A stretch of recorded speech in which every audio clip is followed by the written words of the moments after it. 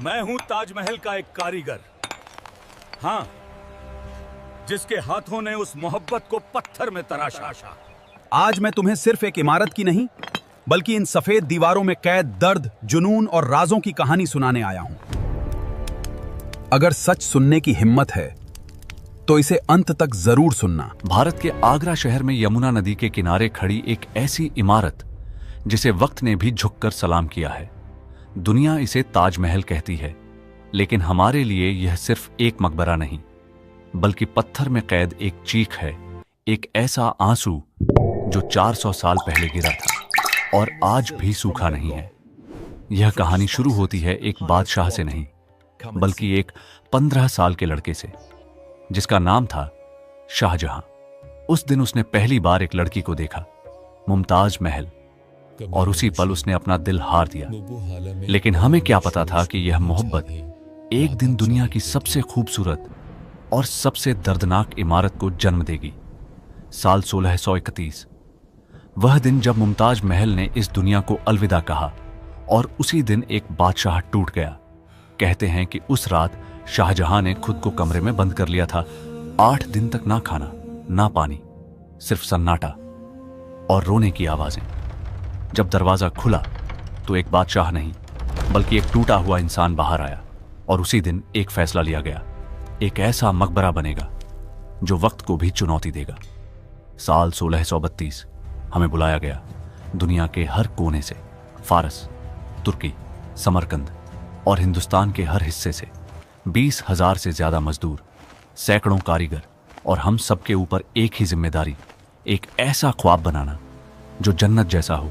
लेकिन सबसे बड़ी चुनौती क्या थी? जमीन। यमुना नदी के किनारे की नरम दलदली जमीन, जहां इतनी भारी इमारत खड़ी करना नामुमकिन था। लेकिन मुगल इंजीनियरों ने हार नहीं मानी। उन्होंने जमीन में गहरे गहरे कुएं खोदे, सैकड़ों कुएं, और उन्हें पत्थरों और लकड़ी से भर दिया ताकि नींव मजबूत बन सके। आज भी मॉडर्न इंजीनियर इस तकनीक को देखकर हैरान रह जाते हैं। फिर शुरू हुआ असली काम, पत्थरों का सफर। राजस्थान के मकराना से सफेद संगमरमर लाया गया, जो इतना शुद्ध था कि चांदनी में चमक उठे। लेकिन समस्या थी 400 किलोमीटर की दूरी, ना ट्रक ना ट्रेन, सिर्फ हाथी और इंसान। लगभग 1000 हाथियों की फौज, भारी भरकम बैलगाड़ियां और हजारों मजदूर दिन रात चलते रहते थे। आगरा पहुंचने के बाद भी काम खत्म नहीं हुआ। गुंबद तक पत्थर पहुंचाने के लिए 15 किलोमीटर लंबा मिट्टी का रैंप बनाया गया। हम उस पर धीरे धीरे पत्थर ऊपर ले जाते थे। कई बार लोग फिसल जाते, कई बार जान भी चली जाती, लेकिन काम नहीं रुका, क्योंकि यह सिर्फ इमारत नहीं थी, यह बादशाह का वादा था। लेकिन क्या तुम्हें पता है, ताजमहल सिर्फ सुंदर नहीं है, यह एक इल्यूजन है। जब तुम मुख्य द्वार से अंदर जाते हो तो यह छोटा दिखाई देता है, और जैसे जैसे तुम आगे बढ़ते हो यह बड़ा होता जाता है। यह हमारी आंखों को धोखा देने की कला थी। चारों मीनारें सीधी नहीं हैं, हल्की सी बाहर की तरफ झुकी हुई हैं, ताकि अगर भूकंप आए तो वे बाहर गिरें, मकबरे पर नहीं। यह सुंदरता के साथ साथ सुरक्षा का भी कमाल था। दीवारों पर जो फूल दिखते हैं वे पेंट नहीं हैं, वे पत्थर हैं। 28 तरह के कीमती पत्थर अफगानिस्तान, तिब्बत, चीन, श्रीलंका, दुनिया भर से लाए गए। हम उन्हें संगमरमर में इतनी बारीकी से जड़ते थे कि लगता था जैसे फूल अभी खिल उठेंगे। लेकिन इस खूबसूरती के पीछे एक कड़वा सच भी था। दिन रात काम, थकान, चोटें और कई बार मौत। लेकिन इतिहास में हमारे नाम नहीं, सिर्फ बादशाह का नाम लिखा गया।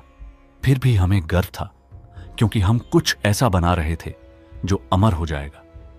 अब बात उस अफवाह की जिसे हर कोई सच मानता है। क्या हमारे हाथ काट दिए गए थे? नहीं, यह सच नहीं है। अगर ऐसा होता तो हम बाद में लाल किला और जामा मस्जिद कैसे बनाते? सच यह है कि हमसे एक वादा लिया गया था कि हम ऐसा काम कहीं और नहीं करेंगे, और बदले में हमें जिंदगी भर सुरक्षा दी गई। लेकिन कहानी यहीं खत्म नहीं होती।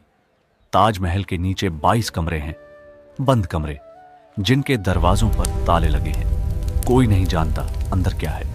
कुछ लोग कहते हैं वहां राज छुपे हैं, कुछ कहते हैं वहां इतिहास दफन है और कुछ कहते हैं सच इतना खतरनाक है कि उसे छुपाना जरूरी है।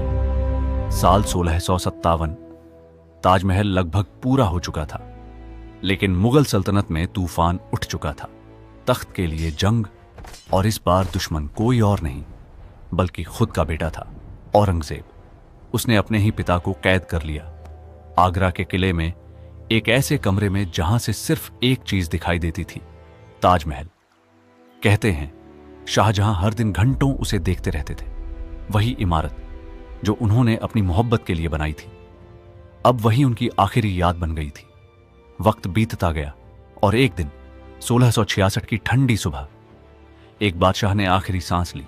उसकी नजरें यमुना के उस पार थीं जहां उसकी मोहब्बत सो रही थी। आज जब तुम ताजमहल देखने जाते हो तो जो कब्रें तुम्हें दिखाई देती हैं वे असली नहीं हैं। असली कब्रें नीचे एक साधारण कमरे में हैं जहां ना हीरे हैं ना सोना, सिर्फ सन्नाटा है, क्योंकि मौत के बाद बादशाह और फकीर में कोई फर्क नहीं होता। लेकिन एक बात आज भी सवाल बनकर खड़ी है, क्या ताजमहल सिर्फ प्यार की निशानी है या यह एक ऐसी कहानी है जिसमें दर्द, राजनीति और बलिदान भी छुपा है? मैं हूं ताजमहल का कारीगर। मैंने इस जन्नत को अपने हाथों से बनाया, लेकिन इसकी हर दीवार में हमने अपना पसीना और कुछ ने अपनी जान भी छोड़ी। आज लोग इसकी खूबसूरती देखते हैं, लेकिन हम उसकी कीमत जानते हैं।